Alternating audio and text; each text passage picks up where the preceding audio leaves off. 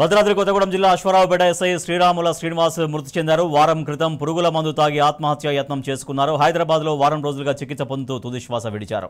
SI Srinivas భార్య కృష్ణవేణి ఇచ్చిన ఫిర్యాదు మేరకు పోలీసులు కేసు నమోదు చేసి దర్యాప్తు చేపట్టారు. ఉన్నతాధికారులు సిబ్బంది కారణమని ఎస్ఐ వాంగ్మూలం ఇచ్చాడు.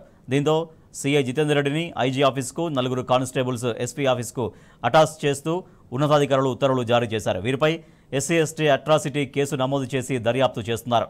మరోవైపు ఎస్ఐ కుటుంబానికి న్యాయం చేయాలని, దోషులను కఠినంగా శిక్షించాలంటూ పోలీస్ స్టేషన్ ముందు దళిత సంఘాలు ఆందోళన చేపట్టాయి.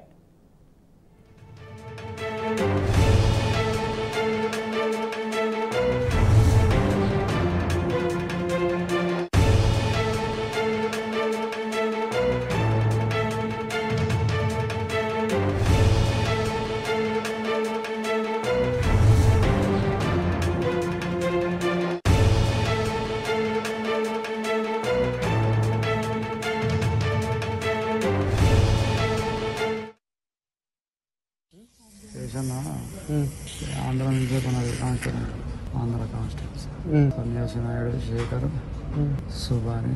మన తెలంగాణ నుంచి శివనాగరాజు, ఒక ఉమ్మని తీసి ఉంటుంది నాగలక్ష్మి. వీళ్ళు సిస్టమ్ వర్క్, రికార్డ్ రాయడం, డబ్బా రేట్లు ఉంటారు. ఇలా వాళ్ళు కూడా పెట్టుకొని కావాలని నా వర్క్ ఆపుతారు. ఎందుకు ఆపుతారంటే మేము ఇట్లా చేస్తాం, నువ్వు ఎవరినైనా పెట్టుకో, మేము చేయము, దీన్ని ఒకటి చేసుకుంటాం అని బ్లాక్ మెయిల్ చేయడం.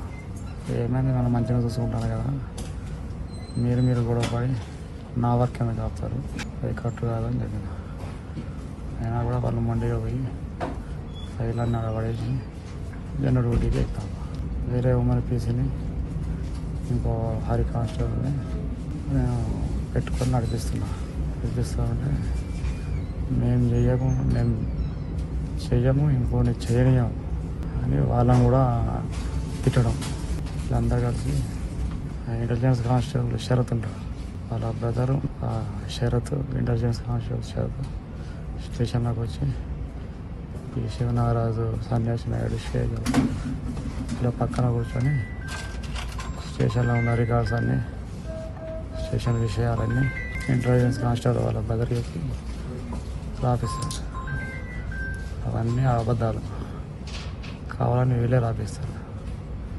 ఈ విషయాలన్నీ సిఐ గారు చెప్తే సిఐ గారు కూడా నన్నే హరాస్మెంట్ చేయడం, వాళ్ళ మాట నమ్మి. ఈ విషయాలన్నీ మళ్ళీ డిఎస్పీ గారికి ఒక రిపోర్ట్ రూపంలో డిఎస్పీ గారికి పెట్టినా, ఆయన ఏం పట్టించుకోలేదు. సిఐ ఏమో చెప్తే పట్టించుకోలేదు, నా మాట వినాను. అంతా చెప్పదు కానీ అంతా రెడ్డిస్ కదా, డామినేట్ ఉంటుంది.